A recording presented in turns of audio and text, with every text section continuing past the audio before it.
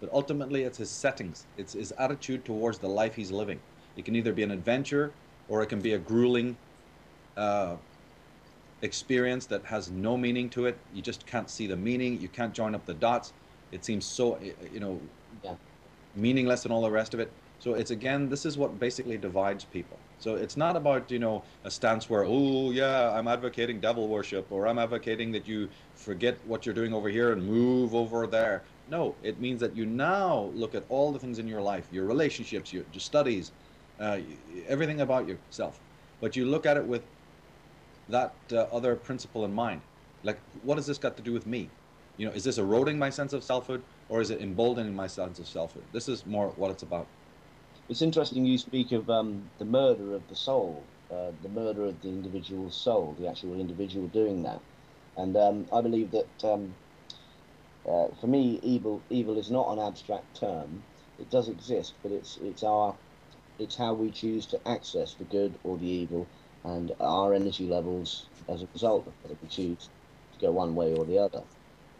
But I don't think it's actually something tangible that you could study under a microscope and get the answers to the universe.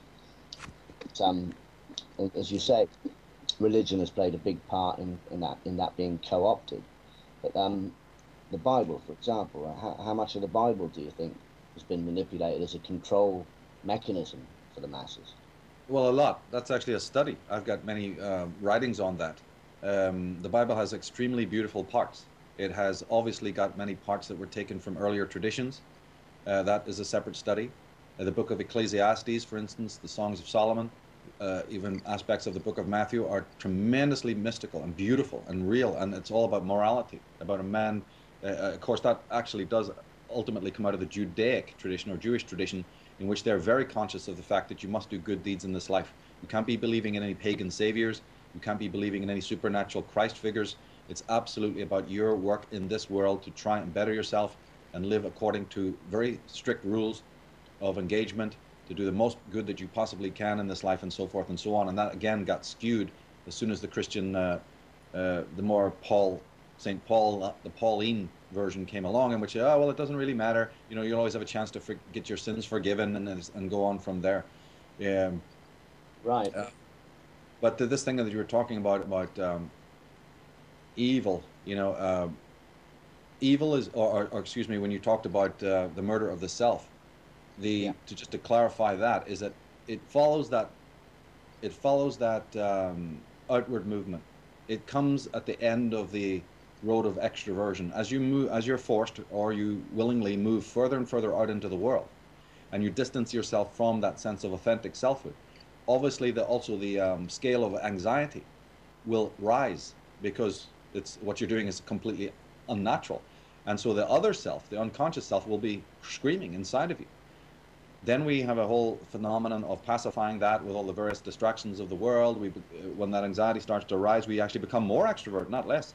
And then if it gets very, very, when that scream gets even louder, then it becomes, okay, now I need big pharma, or I need a guru to hypnotize me. It ties back into the hypnotic thing. I got to be more hypnotized. I got to focus more on what he's telling me. I got to lose even more of my identity. All the phenomena that we see in the world, all the kooky, crazy, amazing stuff that goes on, is basically to appease and to stifle that immense anxiety that starts to rise as you choose more and more of authentic life. And the full fulfillment of it is basically when you say, I can't handle this inner voice anymore. I must murder it. I must stifle it completely. And then we stick up those 50-foot walls that R.D. Laing spoke about. We set up that adamantine gate, and basically, in other words, it's just semantics. I've always described it as basically you cut the cords.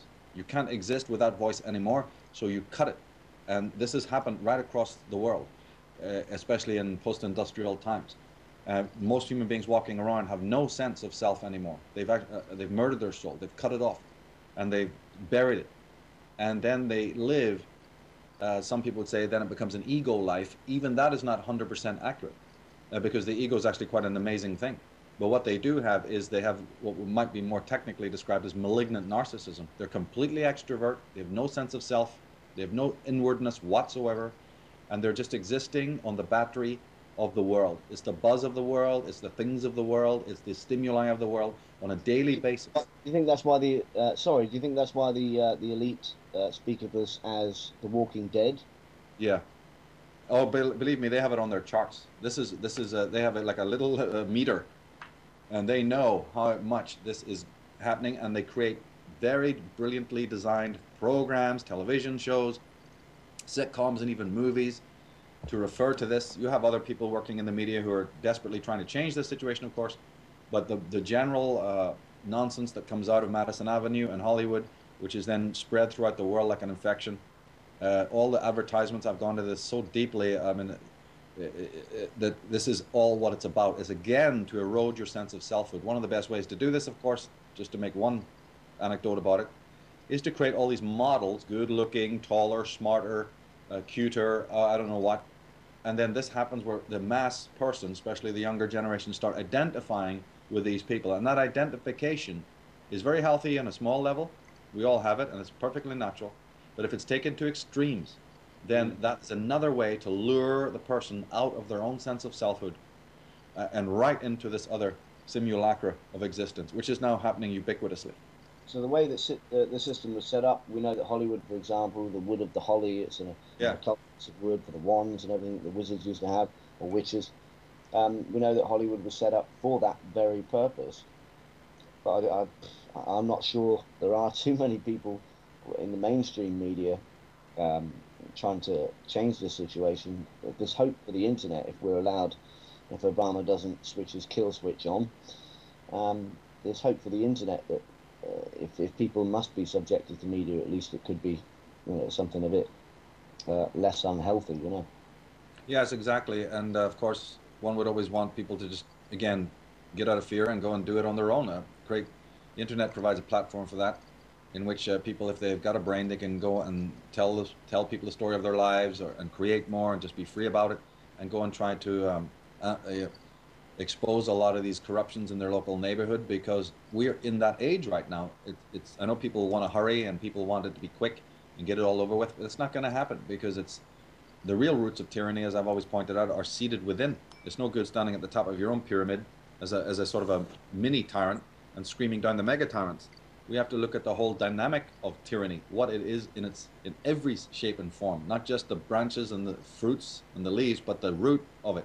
This is the key thing that's been left out by most of the teachers, I'd say, in this particular conspiratorial movement. It has been touched on a little, but it's probably in a different genre that it's been looked at, and then the genres aren't connected, or the studies aren't connected. I've been doing my best of the last year or so to try and connect the conspiratorial worldview with this psychological worldview, and I'm getting amazing feedback from that. I couldn't even believe it. I'd left it for a long time thinking it wasn't going to work, and actually took a risk, did it, and then it's really singing to people actually, which is great.